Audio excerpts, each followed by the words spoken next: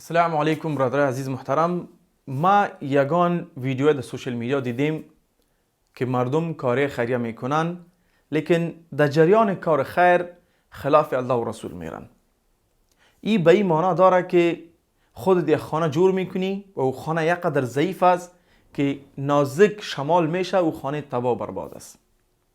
برادر خوار عزیز، اگر ما کار خیر میکنیم به خاطر الله، این بسیار مهم است که قانون الله سبحانه را تعقیب کنیم. اگر خودت یقین داری که الله سبحانه تعالی خالق کائنات است و قانون به کائنات جور کرده و به یقین داری، باز احساس نکو که یک بیلیونز و تریلیونز ما ستارز و گالاکسیز داریم که به یک انسان او نمیتونه قانون جور کنه. ما یگان تا خورا دیدیم ماشاءالله بسیار کار نیک میکنن، من سرشان فخر میکنم که در افغانستان اینطوری برادرها داریم، خورا داریم، لیکن یگان چیزا هستن که خودشان میفهمن، انشالله اصلاح کنن، دیگه مشکل نیست.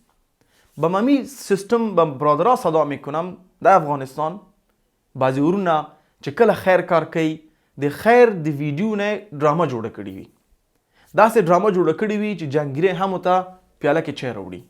نه ورونو مه کوئ. زمونږ وظیفه ده، زه شخصا دا احساس کوم، زه هم چنان یو خیریه بنسټ مخ ته وړم، زه هم چې همیشه دا فکر کوم چې څه چې لازم دی هغه زه کوم.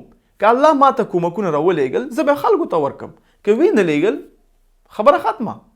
صحیح شو؟ نو ورونو خویندو د خیریه ویډیوګان ریکارډ کول وخت کې مطمئن شئ چې د اسلامي قانون خلاف لاړ نشئ. نامحرمه ښځو ته غاړه ورنکئ، نامحرمه ښځو باندې لاس ونه وهئ. همچنان ویډیو کې هغه کارونه ونه کوئ چې کوم یو ډرامه جوړیږي. دا په اسلام کې ناروا ده، د خلکو احساسات لوبل سره ناروا ده. که هغه کس ته غواړي الله کومک وکړي، ته فقط ذریعه، الله هغه ته کس پیدا کوي. سبحان الله، هغه ته الله کس پیدا کوي چې کومک سره وکړي. نو دا اضافو ډرامو ته هیڅ ضرورت نشته دی. په همدې ویډیو کې غواړم په ورونو باندې آواز وکړم. ورونو خویندو، په افغانستان ته په دې میاشت کې زما په حساب باندې کم سے کم 15 تا 8 میلیون ډالر راغلي دي. لطفاً بنیادی کارونه کوي په دې پیسو باندې. په دې پیسو بنیادی کارونه کوي چې دا خلک بیرته به وږي نه وي. که تاسو د یو میاشت ډوډۍ ورته ورکوئ، بله میاشت هغوی بیا وږي دي. نه، فابریکې جوړې کوي، تجارتونو ته جوړ کوي، ډیر شیان تاسو کولی شئ.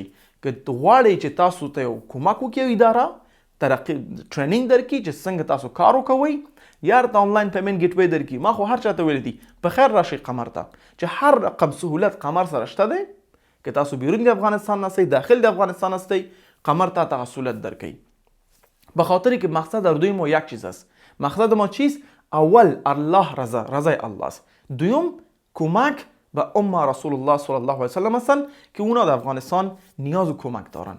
به می خاطر سه چیز بسیار مهم از نظر بگیرین. اول، هر کاری که میکنین این باید از نگاه اسلام باشه.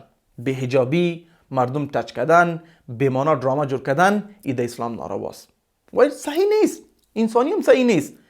دوم، کارهای بکنین که او غریب پس در غربت نره، او باید سر پای خود ساعت شوه. سیوم، به امره اتفاق کار کنین که تا ما بتانیم که خصوصا به اشتکا تا 20 سال آینده اشتکای ما سالم باشه، 10 سال آینده ما سالم باشه. به خاطر که فکر نکنین که افغانستان 2-3 سال جور میشه، نه، که ما امروز کار شروع کنیم به همراه پلانای درست، ما میتونیم ایله در 30 سال 40 سال افغانستان رو به یک حد برسانیم.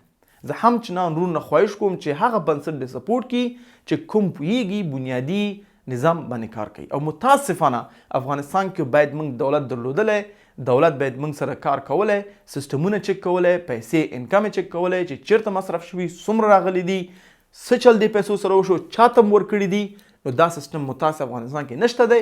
خوب هر ارګان به جوړ کی، هر ارګان د خپل رسیدونه، ثبوتونه، هر ریپورټینګ سیستم ولري. که هر بنسټ په افغانستان کې کومک ته ضرورت لري، آنلاین پیمنټ ګیټ وی ته ضرورت لري، که کومک ضرورت لري چې څنګه خپل سیستم جوړ کی، څنګه خپل پالیسیان ولیکي، قمر ډیر زیات خوشاله دی چې هر یو ورور سره خدمت وکړي. زه هر میاشت یو دو بنسټونو سره کومک کوم په اروپا او په امریکا کې، تر څو پر افغانان جوړ کی او افغانستان کې خدمت وکړي.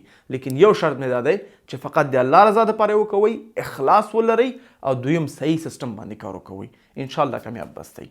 نو زما هم چې نن خواهش دولت نه دا دی چې هغه بنسټونه چې کوم په نظام باندې کار نه کوي په شفافیت سره کار نه کوي دوی به جدي اقدام ورسره ونیسي جدي اقدام ونیسي تر څو پورې دغه فند غلط ځای کې استفاده نشي او مظلوم ته ورسیږي او د دې خیریه کار نه یو بله رشخند او ډرامه جوړه نشي. متاسفانه موږ افغانان چې یو ځای کې کار کیږي ټول هلته منډې وهو مسلکي یو که نه یو په همغه بخش کې بیا کار کوو. امید لرم دا ویډیو کې ما څوک خفه کړی نه وي که څوک رانه خفه شوی هم وي نو تاسو نه بخښنه غواړم ورور زما مقصد ستاسو د خفګان نه دی بلکې اصلاح دی او دین الاسلام دین نصیحه دا د نصیحت دین دی که موږ هم یو اشتباه کوو راشئ موږ ته نصیحت وکوئ او همداسې په حیث ورور ما تا ته نصیحت وکړو. بارک الله فیکم.